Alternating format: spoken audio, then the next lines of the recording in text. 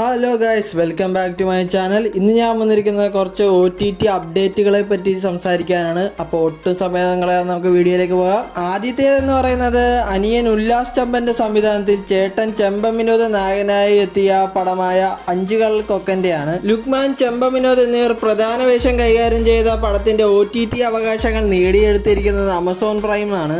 Action thriller കാറ്റഗറിയിൽ പെടുന്ന പടം ഈ വരുന്ന വിഷു സ്പെഷ്യലായിട്ട് ഏപ്രിൽ 12 ആമസോൺ പ്രൈമിലൂടെ തന്നെയാണ് പുറത്തുവിടുന്നത്.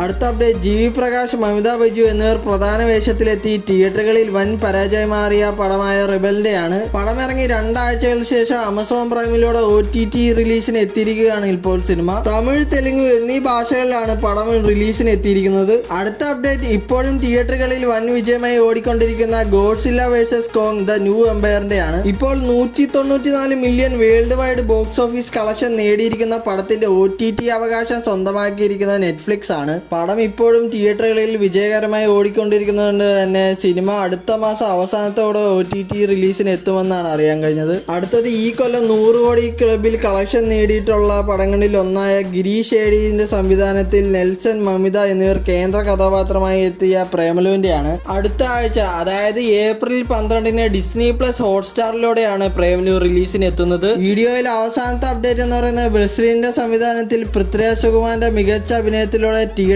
വൻ തരംഗം ഉണ്ടാക്കിയിട്ടുള്ള പടമായ ആടുജീവിതത്തിന്റെയാണ്. ആദ്യത്തെ 10 ദിവസങ്ങൾ കൊണ്ട് തന്നെ തിയേറ്ററുകളിൽ നിന്ന് 100 കോടിക്ക് മുകളിൽ കളക്ഷൻ നേടിയെടുത്ത പടത്തിന്റെ OTT അവകാശങ്ങൾ സ്വന്തമാക്കിയിരിക്കുന്നത് ഡിസ്നി പ്ലസ് ഹോട്ട്സ്റ്റാർ ആണ്. ചിത്രം പ്രേമലു, മഞ്ഞുമൽ ബോയ്സ് എന്നീ മലയാള സിനിമകൾക്ക് ശേഷം മെയ് മാസം പകുതിയോടെ OTT റിലീസിന് എത്തുമെന്നാണ് അറിയാൻ കഴിഞ്ഞത്. അപ്പോൾ ഇന്നത്തെ അപ്ഡേറ്റ് ഒക്കെ ഇത്രയേ ഉള്ളൂ ഗൈസ്. അപ്പോൾ ഇതുപോലെയുള്ള സിനിമകളെ പറ്റിയുള്ള അപ്ഡേറ്റുകൾ ലഭിക്കാനായിട്ട് മറക്കാണ്ട് തന്നെ ചാനൽ സബ്സ്ക്രൈബ് ചെയ്യുക.